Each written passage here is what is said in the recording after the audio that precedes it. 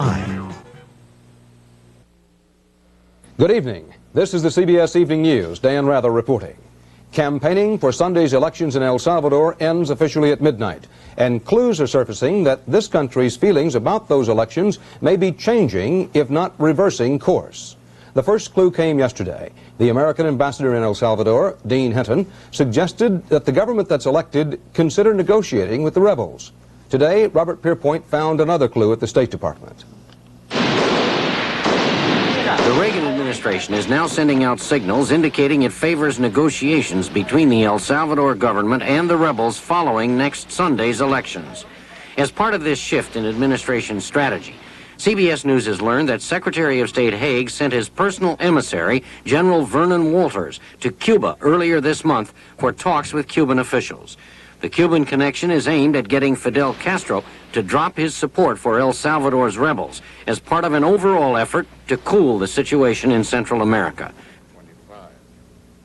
Another sign of that effort came today from a State Department spokesman who moved away from the Reagan administration's previous opposition to negotiations with the El Salvador guerrillas.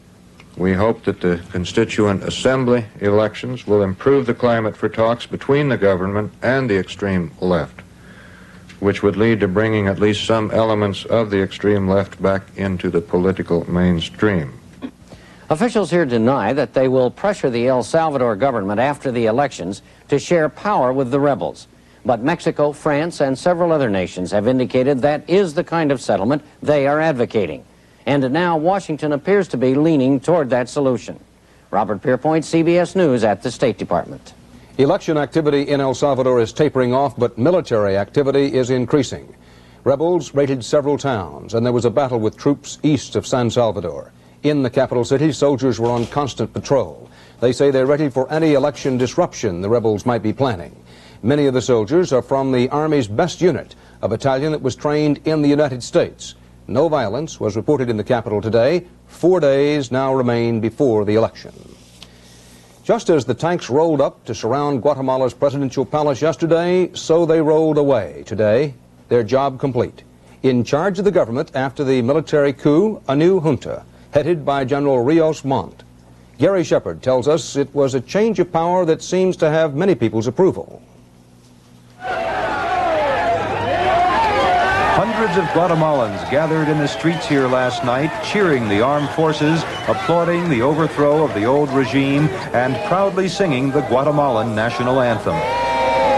Only a few hours before that, 1,200 troops with tanks and artillery surrounded the National Palace and tossed out the old right-wing military government without firing a single shot. By this morning, the capital had returned to normal. Except for the usual security, the army was gone from the central square in front of the National Palace. Shops and businesses reopened. People read about the coup in the morning paper. Even government offices were functioning again. Members of the new regime, headed by General Efrain Rios Montt, arrived for their first full day on the job and met with reporters. Rios Montt won the presidency here in 1974, only to have the victory taken away in what is alleged to have been a fraudulent vote count. The new leader, considered to be a political moderate, said the change will help stabilize Central America and that he intends to fight subversion not with terror but with economic and social reforms.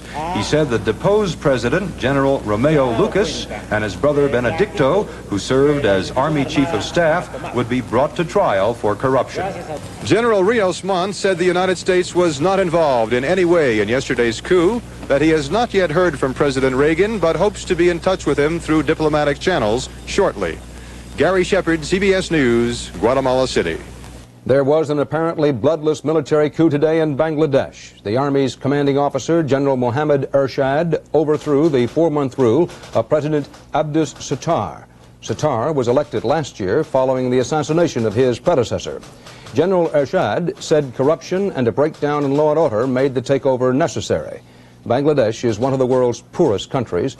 Annual per capita income there is about $100.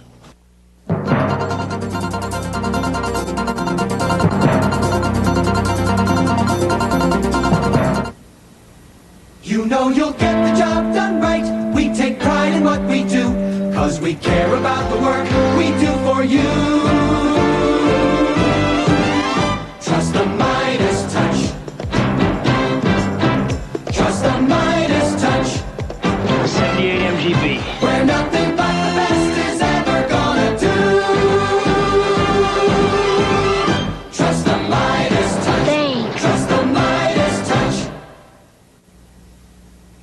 Here in Emilia, to make a good wine, you need a blend of Marani grapes, Salamino, Maestri, and Monterico. But to make a great wine, you need the missing grape, the Lanciolotta. Riuniti adds the Lanciolotta because only Riuniti can grow it to perfection. This missing grape makes Riuniti the best-selling imported wine in America. Pure and natural Riuniti, also in white and rosé. If you haven't tried Riuniti, you don't know what you're missing. The Israelis have killed 2 more Palestinian demonstrators on the occupied West Bank. And for the first time in what now has been almost a week of violence, the killing has spread to the also occupied Gaza Strip. In Israel's government, political tempers are near boiling. From Jerusalem, Bob Fall reports.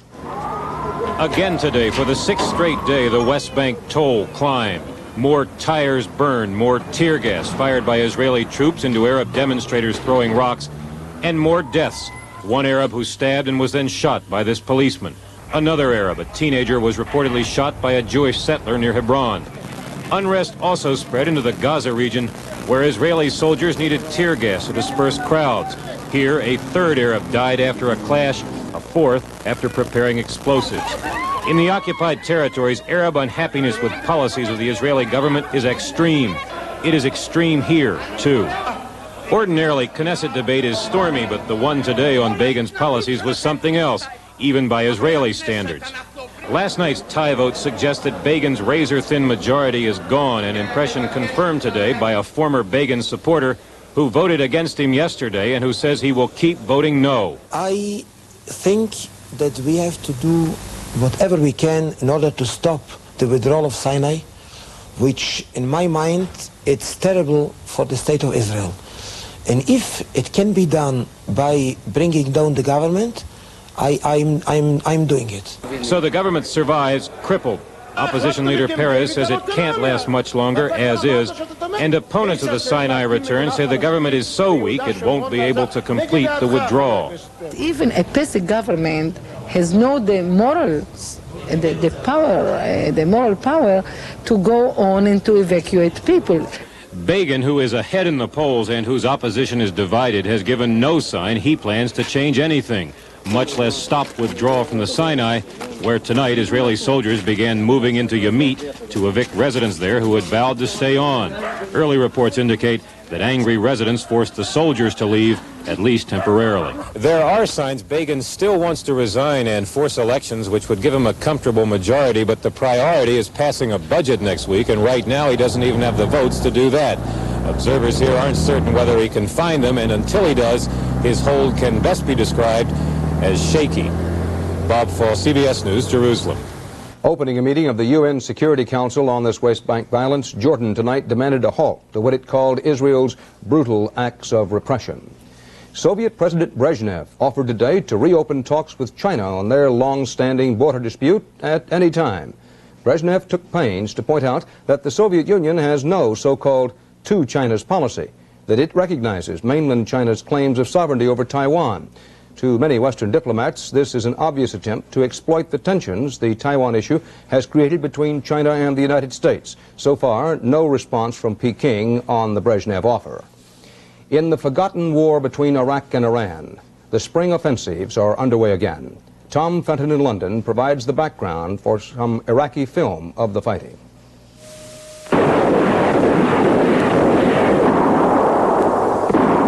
Fierce fighting has erupted in the almost forgotten Gulf War. Both sides have launched spring offensives in what is clearly the heaviest fighting since Iraq invaded Iran 18 months ago. Film provided by the Iraqis shows their forces counterattacking after Iran opened up a general offensive on Monday. Communiques today indicate the fighting is spread all along the southern front in Iran's oil-rich Khuzestan province. The heaviest action appears to be around Dezful and Shush. The combat footage provided by the Iraqis lends some support to their claim to have taken large numbers of prisoners. Both sides claim to have killed, wounded, and captured thousands of soldiers in the past 3 days. Before the latest fighting erupted, there were signs that Iraq was desperately seeking a peaceful end to the war. Some Western experts believe the Iranians may now be committing large forces to the battle because they feel they are gaining the upper hand. Tom Fenton, CBS News, London.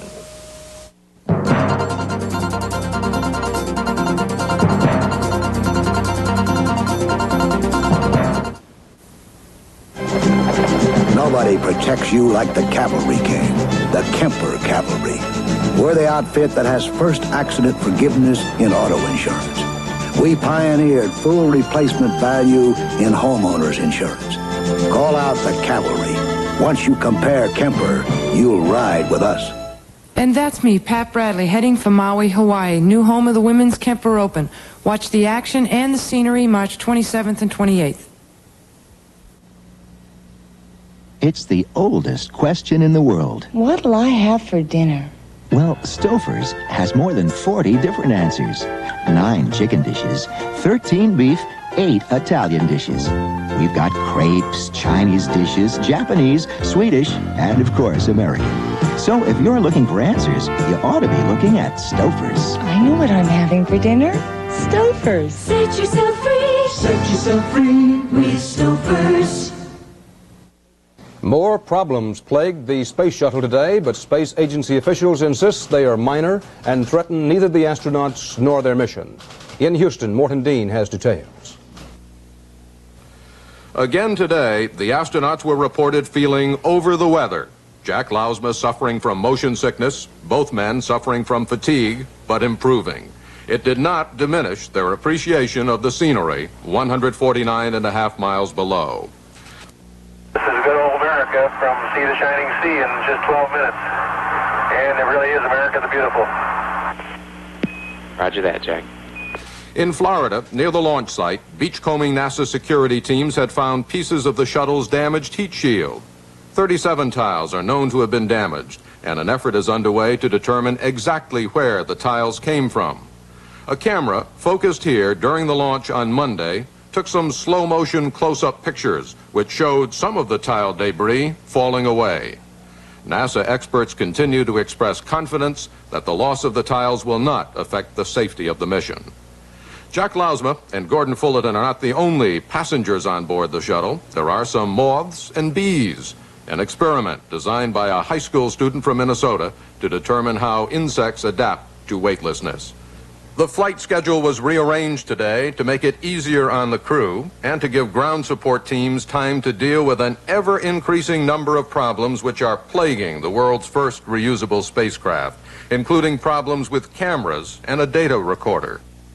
You just can't escape from some problems, even in space, even in a high-tech mobile home such as the Columbia. The astronauts have been wrestling with a plumbing problem in the WC, the Waste Collection System, a problem not uncommon back here on Earth. Morton Dean, CBS News, Johnson Space Center, Houston. The static that has interrupted the astronauts' sleep, even with their radios turned off, seems to occur as they pass over China and Iran. NASA says it apparently is caused by a large electrical transmission of some sort. The State Department says it has caused no problem, that the source is unknown, and that there is no reason to approach any foreign government about it. Digitalis, which has been used since the 18th century, is one of the most widely prescribed drugs in the United States. It is a mainstay in treating heart failure, but it had never been subjected to a rigorously controlled study to see if it really works. Now, a hospital has conducted such a study, and Charles Crawford checked the results. In the study, the patients received digoxin, a form of the drug Digitalis used by nearly every heart failure patient in America. Digoxin helped 60% of the patients studied, but for the other 40%, the powerful drug was useless, and in some cases produced adverse side effects. The study did reveal heart failure patients with a third heart sound almost always improved by taking digoxin. On an electrocardiogram, the arrow points to the third heart sound. The recorded sound heard through a stethoscope also reveals the more serious kind of heart failure. However, digoxin or Digitalis was of no benefit to those patients in the study who did not have that extra sound. Dr. Daniel Lee headed the study done at Massachusetts General Hospital. The implications of our study are that there may be a substantial proportion of patients with heart failure who are taking digitalis needlessly and who may be exposing themselves to a risk, since digitalis is known to be a toxic drug. Dr. Lee's study strongly suggests heart failure patients without the third heart sound now taking digoxin should be reevaluated by their physicians. Charles Crawford, CBS News, New York.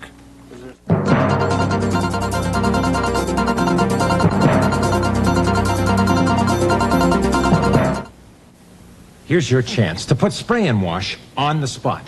Try spray and wash on a stained shirt or blouse.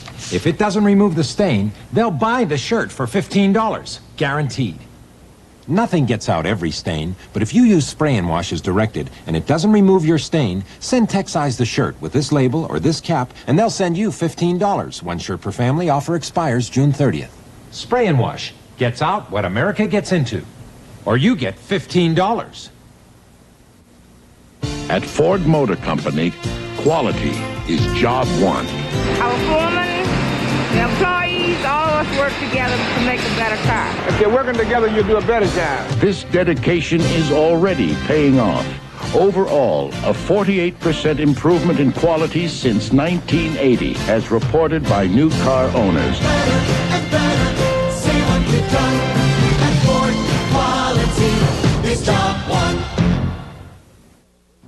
With 20 Republicans and 3 Democrats switching their earlier votes, the Senate today sustained President Reagan's second veto by 58 to 36, 5 short of the 2/3 needed to override.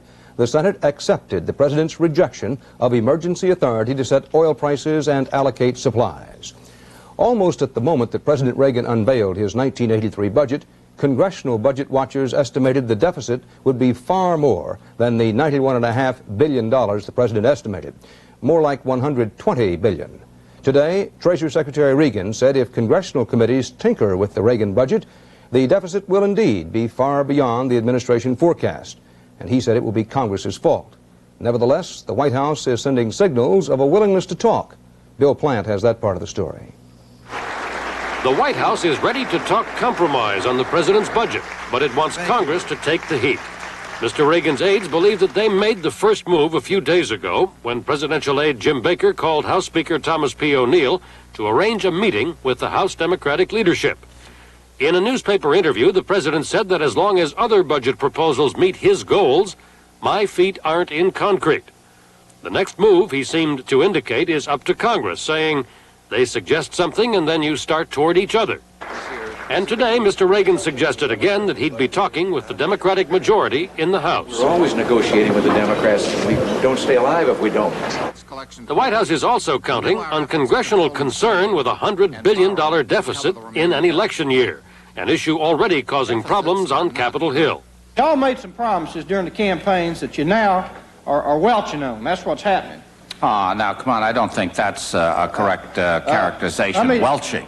I think that's a little bit stiff. You promised a balanced budget and you're welching on it. It's just that simple. We are not welching on it. Well, you're not going to push... We have had a major recession in this country, and you have to recognize economic facts. The president's economic advisors are also saying that it's necessary to face the economic facts. And what they are telling him is that if interest rates don't come down soon, the November elections will be a disaster. Their advice? Make a compromise that reduces the deficit as a signal to the financial markets. Mr. Reagan seems willing to compromise, but so far only on his terms. Bill Plant, CBS News, the White House. Is something called reciprocity a magic word for the American future in international trade, protecting American industry and American jobs? Or is it only a code word that points to a dismal lesson of the Great Depression? Ray Brady looks at the issue of protecting markets. It is a familiar sight, an increasingly familiar sound. I said, if I were president of the United States for 2 months, I said, I'd fix the Japanese like they've never been fixed. In America, Japan has become the symbol of one-sided trading. The Japanese control 20% of the U.S. auto market, 60% of the radio market, 90% of the motorcycle market. Yet Japan has erected barriers to American exports, denying U.S. industry access to lucrative Japanese markets. But it's not only Japan. From Canada and Mexico, France and Europe's common market, to Taiwan and South Korea, countries that export heavily to the U.S. are limiting American exports, saying no to U.S. technology, services, manufactured goods, and farm products. That is why in the U.S., more and more there is the cry, protect American industries, protect American jobs. The free market is disappearing. Protectionist barriers are going up. Today, our trading partners are dangerously undermining the principles of an open world trading system. The new buzzword is reciprocity, and the Senate today began hearings on a series of bills that would mandate the president to warn our trading partners to open their markets or face similar trade sanctions. The U.S. must begin to demand and must receive equity in our trading relations. Though supporters of this legislation claim it's not protectionism, they do call for protectionist measures, quotas, tariffs, if other countries don't loosen their import restrictions. The administration disagrees. We will strongly resist protectionist pressures. Open trade on the basis of mutually agreed upon rules is in our own best economic interest. Indeed, the Finance Committee is on the verge of something that has a kind of protectionism that hasn't been felt in this body since Smoot-Hawley. Smoot-Hawley was the 1930 act that erected severe import barriers to boost American industry during the Great Depression. Instead, it set off a chain reaction of such measures around the world, and most historians agree prolonged the Depression instead of easing it. This morning, Secretary of State Haig met with Japan's foreign minister. Just the threat of protectionism could be Mr. Haig's best weapon. Ray Brady, CBS News, Washington. 3 years ago Sunday, as many as 250,000 people fled their homes near Pennsylvania's 3 Mile Island during the nation's worst commercial nuclear power accident. Now, a sociological study says such mass evacuations lead to long-term psychological problems the government has not yet adequately dealt with. The study notes that while the government has helped devise evacuation plans, it has not addressed long-term implications of the resulting upheaval. A researcher said, and I quote, "You may be able to bring the army in and get the people out, but there's going to be such a sense of outrage that it's going to be very hard to restore any sense of social order." She also noted that since 3 Mile Island, again, quote, "there has been anxiety, dislocation, fear, and material loss, and there really has been no plan to compensate people," end of quotation. In North Carolina, 3 rebellious inmates of the maximum security prison at Raleigh today exchanged 4 hostages for a meal and some cigarettes. The 3 prisoners, armed with knives, took 8 hostages yesterday morning. They still are holding a chaplain, a guard, and 2 prison office workers, all jammed into a tiny 9-by-4-foot office in the prison's diagnostic center. The 3 felons have made unspecified demands.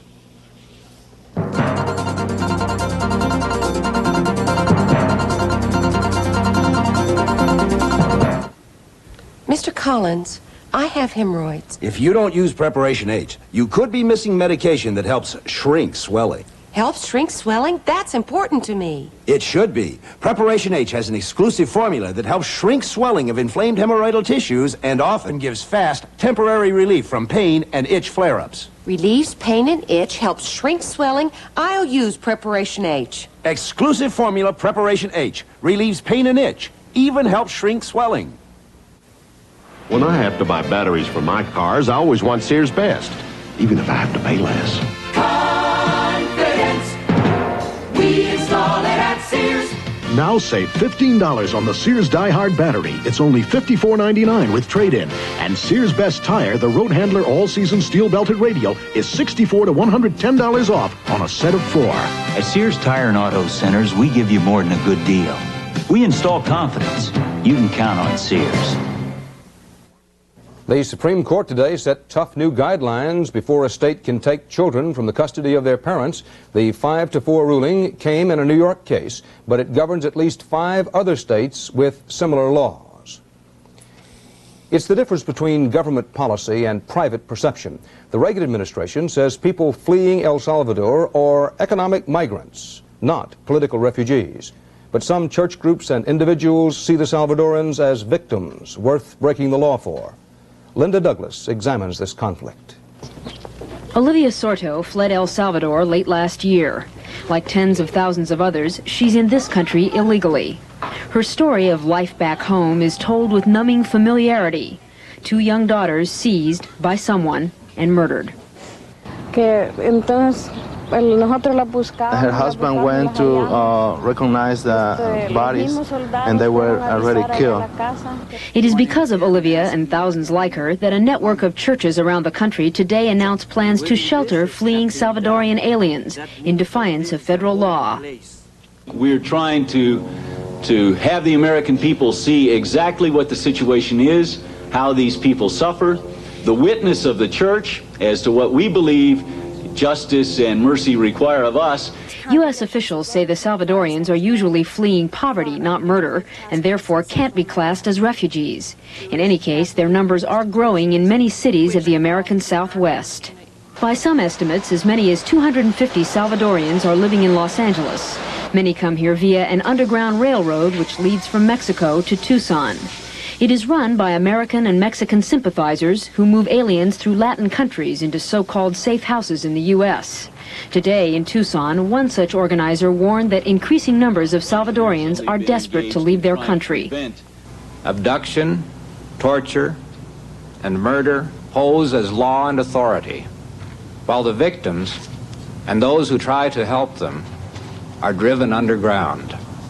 Organizers argue that without their efforts, aliens frequently wind up in hot, crowded detention centers. Or like this man, honored as a Berkeley church opened its doors today. He was the victim of unscrupulous smugglers. Most of his friends died trying to cross the desert into the United States. Although there are reports that U.S. officials may be softening their policy toward Salvadorian aliens, the State Department had no comment on today's challenge by church groups. So for Olivia Soto, crowded into a tiny apartment with her husband and 20 others, there is mostly waiting. They spend most of their time inside, afraid they'll be caught and deported. What do you think will happen to you if you are sent back to El Salvador? They kill us at once. That's the CBS Evening News for this Wednesday. Dan Rather reporting from New York. Thank you for joining us. Good night. For years, people with big lawns have faced the same problem. What to do with the clippings?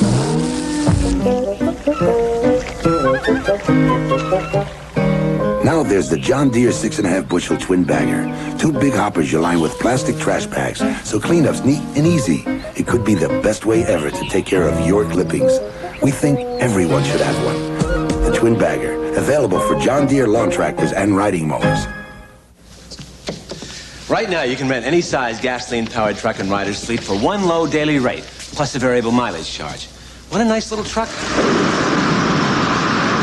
That's the daily rate. How about a little bigger? Same rate. You want one way out to here? Still the same. When Ryder rents trucks at this price, we almost hate to let them go. Ryder, $29.95 a day for the best truck money can rent.